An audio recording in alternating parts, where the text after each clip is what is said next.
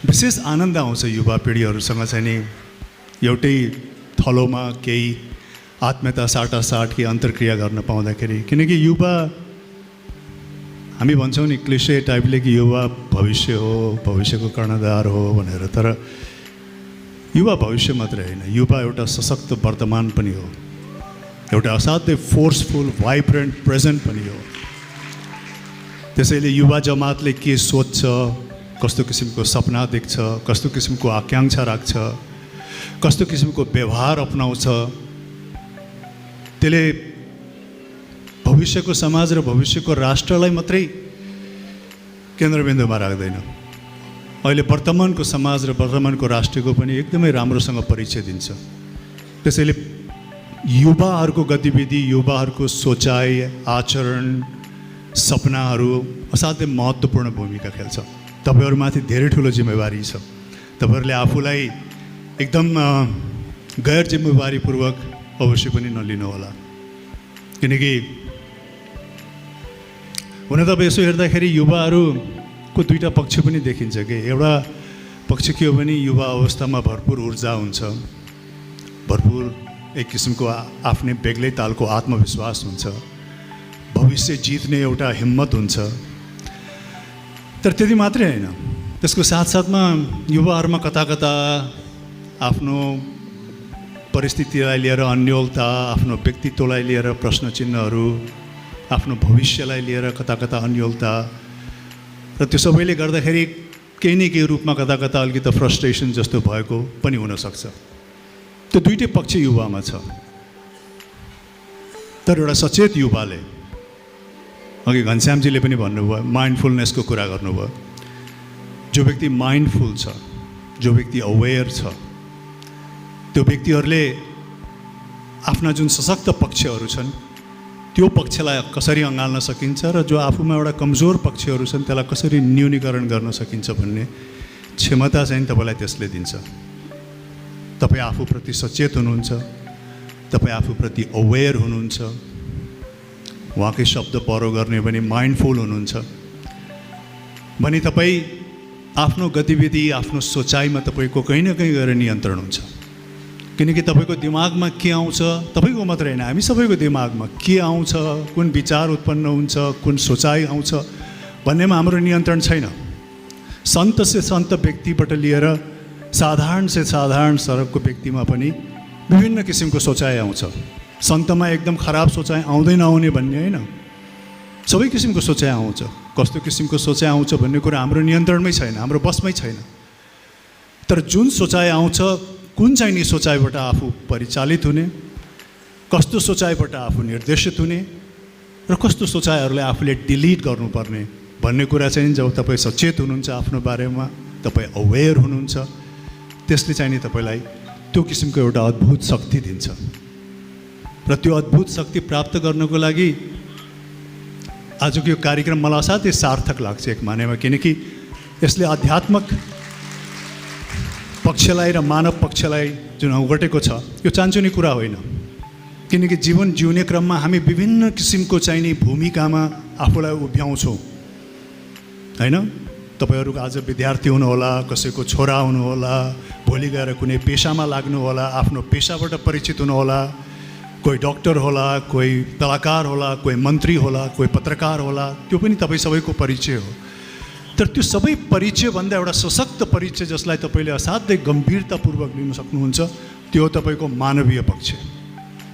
त्यो मानवीय पक्ष भन्ने नै सबैभन्दा महत्त्वपूर्ण पक्ष हो। किनकि त्यो पक्ष चाहिँ तपाईँको अन्तिम साससम्म हुन्छ। आज तपाईँहरूले मलाई कलाकारको रूपमा चिन्नुभएको छ, सायद अर्को 5 वर्षपछि म कलाकारिता छोड्न पनि सक्छु, म कलाकार नहुन पनि सक्छु, तर मेरो मानवीय पक्ष त मेरो अन्तिम घडीसम्म रहिरहन्छ। त्यसकारण मैले गम्भीरतापूर्वक लिने भनेको आफ्नो मानवीय पक्षलाई नै हो। त्यो मानवीय पक्षलाई नै हामी कसरी चाहिँ नि दिन प्रतिदिन कसरी यसलाई अझ अब्बल बनाउन सक्छौँ, राम्रो बनाउन सक्छौँ भन्ने कुरामै हाम्रो जोड जाने हो। हामीहरूले यी पक्षहरू अपनाउँदाखेरि हामीहरू सबैजनाको गोल एउटै हुनुपर्छ भन्ने छैन। किनकि हामी सबैमा चाहिँ नि भिन्न भिन्दै क्षमता, भिन्न भिन्दै किसिमको रुचि र ट्यालेन्टहरू हुन्छ।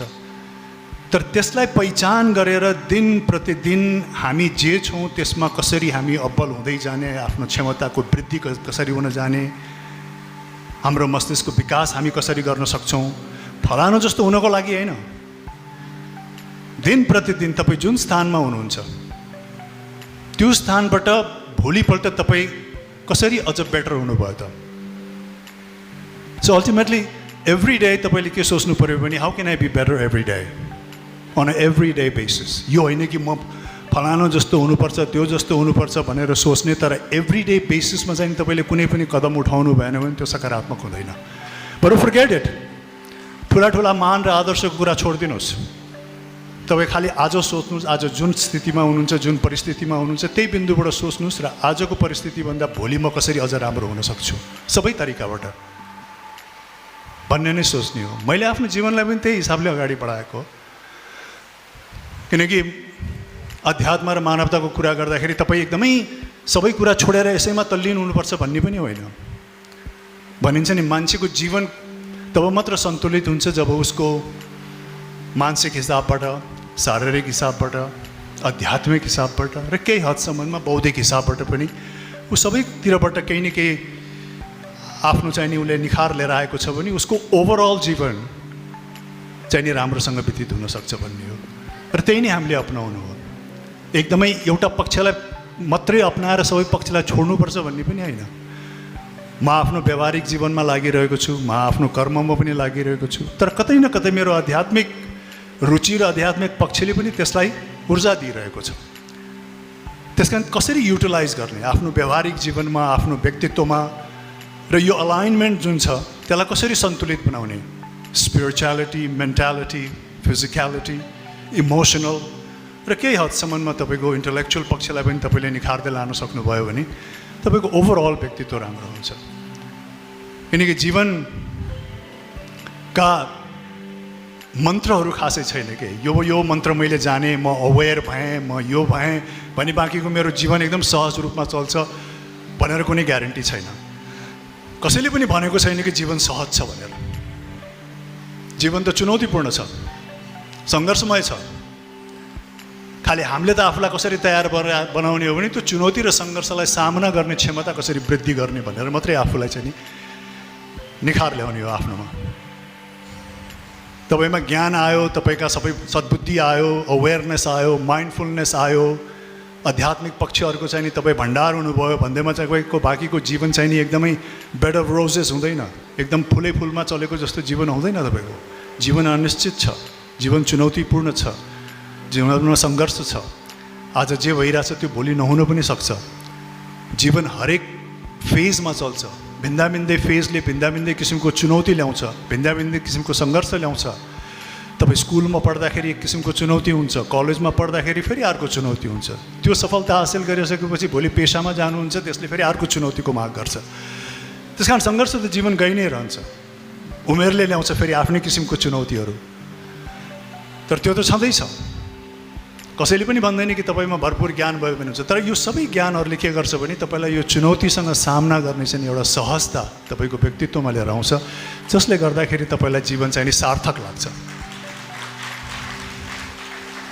त्यसको लागि पनि हामीले यो पक्षहरू अँगाउनुपर्छ। र युवा वर्गहरू विशेष गरिकन मैले भन्छु नि अध्यात्ममा लागेको यो एक किसिमको अवेरनेस कार्यक्रम नै हो। तपाईँहरू आफ्नो उमेरमा अवेरनेस हुनुहुन्छ भने कहीँ न कहीँ गएर तपाईँहरू चाहिँ नि भावनात्मक हिसाबबाट, वैचारिक हिसाबबाट कहीँ न कहीँ छुट्याएर त्यसलाई केलाएर तपाईँ चाहिँ नि परिचालन गर्नुहुन्छ आफ्नो, जसले चाहिँ नि एउटा सकारात्मक परिणाम नै लिएर आउँछ।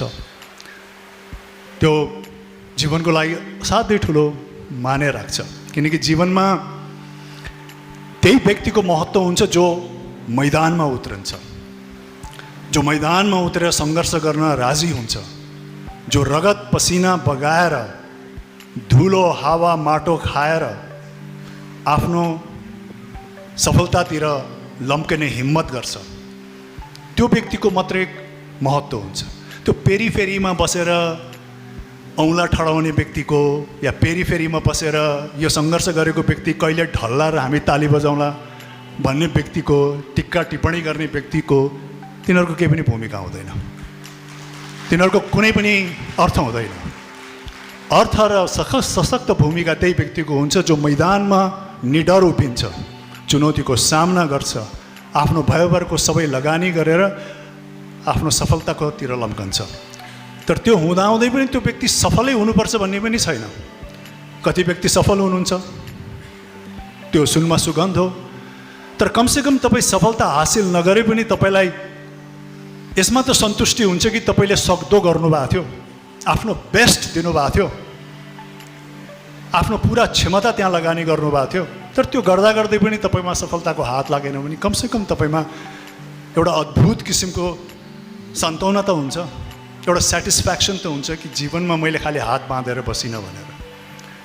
त्यस कारण तपाईँकोमा सफलताको ग्यारेन्टी होस् नहोस्, मैदानमा अवश्य पनि उत्रिनुहोस्। Give your best.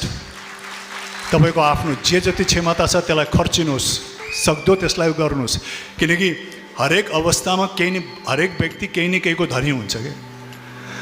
युवा व्यक्ति के को धनी छ? युवा व्यक्ति समयको धनी छ। जति समय तपाईँसँग छ त्यति समय मसँग छैन। त्यस कारण तपाईँसँग समयको धन छ, तर अन्यहरू धन जस्तो त्यसलाई तपाईँले लापरवाहीका साथ चाहिँ नि व्यवहार गर्नुभयो भने धनीको पैसा गएको जस्तो युवाको पनि समय त्यत्तिकै खेर जान्छ। त्यस कारण सबभन्दा महत्त्वपूर्ण कुरा जुन चिजको तपाईँमा खानी छ त्यो चिजको चाहिँ नि सदुपयोग गर्नुहोस् र समयमै त्यसलाई सदुपयोग गर्नु भएन भने फेरि त्यो खर्चिन्छ, मासिन्छ, जान्छ र तपाईँ हेरे हुनुहुन्छ। त्यस कारण युटिलाइज योर टाइम। आज म पछाडि फर्केर हेर्दाखेरि मलाई सबभन्दा ठुलो रिग्रेट के हुन्छ भने म त स्कुलमा कलेजमा युवा अवस्था हुँदा अझ मैले आफूलाई चाहिँ नि सकारात्मक हिसाबबाट चाहिँ नि आफ्नो समय खर्चिनु पर्दो रहेछ, त्यो गरेको भए अझ बेस हुन्थ्यो कि भन्ने अहिले लागिरहेको छ। त्यस कारण तपाईँहरू चाहिँ मेरो बिन्दुमा नआउनुहोस्। Be productive. तपाईँहरूको आजको जुन उमेर हो त्यो प्रोडक्टिभ हुने उमेर हो, अरू कुरा सोच्ने होइन, प्रोडक्टिभ। र म यो पनि भन्दिनँ कि तपाईँ प्रोडक्टिभ हुँदाखेरि एकदम ठुलो ठुलो आदर्शको कुरा सोचेर पनि प्रोडक्टिभ नहुनुहोस्। म राष्ट्रको लागि सोचेर गर्छु, म समाजको लागि सोचेर गर्छु भनेर पनि गर्नु पर्दैन। तपाईँ खालि आफ्नो लागि सोचेर आफू कसरी सफल हुन सक्छु भनेर सोच्नुहोस्। भोलि तपाईँ सफलताको चरम बिन्दुमा पुग्नुभयो भने तपाईँको सफलता समाजले पनि लाभ उठाउँछ, राष्ट्रले पनि लाभ उठाउँछ, सबैले लाभ उठाउँछ। पहिला तपाईँ आफू सफल भएर देखाउनु पर्ने हुन्छ। त्यस कारण तपाईँको पहिलो कदम एकदमै आदर्शवादीका साथ पनि सुरु गर्नु पर्दैन। पहिलो कदम just think of how you can be successful. तपाईँ एकचोटि सक्सेसको चरम बिन्दुमा पुग्नुभयो भने तपाईँको त्यो सफलता आपसे आप समाज र राष्ट्रमा छचल्किन्छ र सबैले तपाईँको लाभ उठाउँछ। एउटाले भन्थ्यो कि जिन्दगीमा यस्तो एउटा रुख रोप्नुहोस् जसको छारी पाउने अपेक्षा तपाईँले आफैले राख्नुहुन्न। छारीको आनन्द लिनको लागि अरूलाई छोडिदिनुहोस्, तर त्यो रुख रोप्ने काम तपाईँले गर्नुहोस्। एउटा बिन्दुमा गएर त्यो किसिमको योगदान पनि व्यक्तिबाट हुनुपर्छ। तपाईँलाई रुख रोप्दाखेरि कहीँ न कहीँ तपाईँको आनन्द त छँदैछ। रुख रोप्दाखेरिको आनन्द छ, रुख झाँगिँदाखेरिको आनन्द छ, तर नट नेसेसरी कि त्यो रुखको मुनि बसेर मै आनन्द उठाउँछु भनेर त्यो उद्देश्यका साथ रुख नरोप्नुहोस्। रुख रोप्नुहोस् जसको छारीको चाहिँ तपाईँ आफू अपेक्षा नगरेर अरूलाई चाहिँ त्यो दिनुहोस्। किनकि जीवनमा कहिले कहिले एउटा बिन्दुमा पुगेपछि कसरी म आफ्ना सफलताहरू, आफ्ना कमाएका कुराहरू कुनै न कुनै अंशमा, कुनै न कुनै हिसाबमा, कुनै कुनै दृष्टिकोणमा समाजलाई फेरि कसरी फिर्ता दिन सक्छु या राष्ट्रलाई कसरी फिर्ता दिन सक्छु भन्ने कुरा चाहिँ नि सोचमा आउनुपर्छ। त्यो जीवनको एउटा बिन्दुमा जब तपाईँ सफलतामा पुग्नुहुन्छ त्यसपछि तपाईँ त्यो पनि सोच्नुपर्छ। किनकि होल लाइफ तपाईँ खालि एकदमै सेल्फिस मोटिभ भएर मी मलाई मलाई मलाई मात्रै भएर पनि जिउन सक्नुहुन्न। एउटा बिन्दुमा गएर तपाईँले पाएका सफलताहरू, तपाईँले पाएका चाहिँ नि भनौँ न हासिल गरेका भौतिक सामग्रीहरू पनि कसरी म केही न केही अंश, सबै होइन, आफ्नो हैसियत अनुसार, आफ्नो इच्छा अनुसार अर्को व्यक्तिसँग, समाजसँग या राष्ट्रसँग कसरी सेयर गर्न सक्छु भन्ने किसिमको भावना पनि राख्न जरुरी छ। र युवा वर्गहरूलाई म यही नै भन्छु, म धेरै उपदेशहरू त दिन चाहदिनँ किनकि युवा अवस्था भनेको खालि अरूको उपदेश मात्रै लिनुभन्दा पनि आफ्नो सोचाइको क्षमता, आफ्नो सपना, आफ्नो आकाङ्क्षाहरू प्रत्येक व्यक्तिले आफै नै त्यसलाई बुझ्नुपर्छ। किनकि युवा भनेर हामी सबैलाई एउटै डालोमा राख्न मिल्दैन। एउटै जमात होइन तपाईहरू प्रत्येक एक व्यक्ति हो र प्रत्येक व्यक्तिले आफ्नै किसिमको क्षमता ल्याउँछ, आफ्नै किसिमको ज्ञान ल्याउँछ, आफ्नै किसिमको ट्यालेन्ट हुन्छ र आफ्नै किसिमको कदर हुन्छ। आज इन्फर्मेसन युज छ, फेसबुकको कुरा आयो, इन्स्टाग्रामको कुरा आयो। आज धेरै मान्छेहरूको परिचालन के छ भने एक आपसको जिन्दगीलाई कम्पेयर गर्ने, एक आपसको जीवनलाई कम्पेयर गर्ने, सबै ऊ जस्तो हुन खोज्ने या यो त्यो जस्तो हुन खोज्ने र सबै मान्छेहरू चाहिँ नि एक प्रकारले अनन्तकालमा गएर भेडे प्रविधि जस्तो भेडे विचारमा आउन खोज्ने पनि हुनसक्छ। त्यसमा नलागौँ हामी। कहिले हामी यो इन्फर्मेसन एजमा के हुन्छ भने बाहिरको जुन आवाज छ, बाहिरको जो गुन्जन छ, बाहिरको जुन तपाईँले सूचना लिनुहुन्छ, तपाईँ त्यसबाट यति प्रभावित हुनुहुन्छ कि तपाईँ आफ्नो कार्यहरू, आफ्नो मनस्थितिहरू त्यसैबाट निर्देशित हुन थाल्नुहुन्छ। तर त्यो भयो भने त त्यो तपाईँको भावना अनुसार भएन। त्यस कारण आफूलाई अवेर राखेर समय दिनुहोस् कि बाहिरको हल्ला मात्रै के छ होइन, आफ्नो भित्रको हल्ला के भइरहेछ। आफ्नो भित्रको हल्लालाई ध्यान दिनुहोस् र तपाईँ भित्रको हल्ला सबैको आफ्नै किसिमको हल्ला हुन्छ। आफ्नो क्षमता, आफ्नो सुझबुझ, आफ्नो चाहिँ पृष्ठभूमि, त्यही अनुसारको हल्ला तपाईँ आफ्नो भित्र हुन्छ। बाहिरको हल्ला त समान हुन्छ सबैको। र बाहिरको हल्लाबाट तपाईँ निर्देशित हुन थाल्नुभयो भने कहिले पनि तपाईँहरू सेम गन्तव्यमा पुग्न सक्नुहुन्न। निर्देशित हुनुभयो भने तपाईँको क्षमता अनुसारको गन्तव्य, तपाईँको चाहना अनुसारको गन्तव्यमा पुग्नपर्दा सफल हुनुहुन्छ। यहाँहरू सबैलाई त्यही नै अनुरोध छ। र अन्तमा जीवनमा खालि कम्प्यासनेट, दयालु मात्रै भएर पनि भएन। जीवनमा जित्नु पनि अत्यन्त जरुरी छ। तपाईँले जे कुराहरू पनि गर्नुहुन्छ त्यसमा जित हासिल गर्न जरुरी छ। तर त्यो जित जसरी भए पनि जित गर्छु भन्ने दृष्टिकोणले होइन। टु विन विथ अनेस्टी, अघि इन्टेग्रिटीको पनि कुरा आयो, टु विन विथ इन्टेग्रिटी होइन।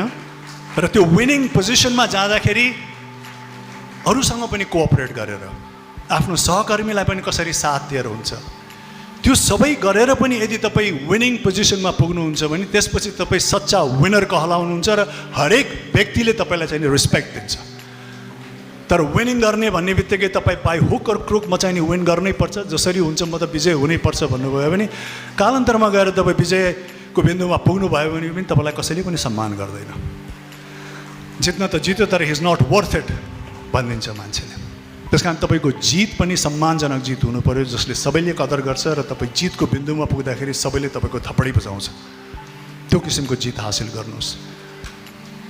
र जीवनमा कहिले पनि नसोच्नुहोस् कि म को हुन चाहन्छु भनेर। हरेक व्यक्तिले म को होमा बढ्ता ध्यान दिन्छ। म कलाकारले म को हो थाहा छ, म कलाकार हो, म सुपरस्टार हो। डक्टरले के भन्छ, म को हो थाहा छ, म डक्टर हो। पोलिटिसियनले के थाहा छ, म पोलिटिसियन हो, म मन्त्री हो। हामीले धेरै जसो खालि कोमा ध्यान दिन्छौँ। कोमा भन्दा हामी किनमा ध्यान दिउँ। हामी कलाकार किन बन्यौँ त, या किन बन्न चाहन्छौँ? हामी डक्टर किन बन्न चाह्यौँ त, किन बन्यौँ? हामी मन्त्री किन बनेको छौँ त, के को लागि बनेको छौँ? त्यसमा बढ्ता हामीले ध्यान दियौँ र त्यसबाट हामी परिचालित भयौँ भने त्यो हरेक पेसामा लागेको व्यक्तिको सम्मान अर्कै उचाइबाट हुन्छ, अर्कै स्तरबाट हुन्छ। तर तपाईँ खालि म को हुँ भन्नेमा ध्यान दिनुभयो र म जे छु त्यो म किन भएको भन्ने चाहिँ नि सन्देश सम्प्रेषण गर्न सक्नु भएन भने त्यो प्रति उत्पादक हुन्छ। त्यसकारण don't concentrate on what, concentrate on why. Why you want to be what you want to be, not what you want to be. Thank you. धन्यवाद.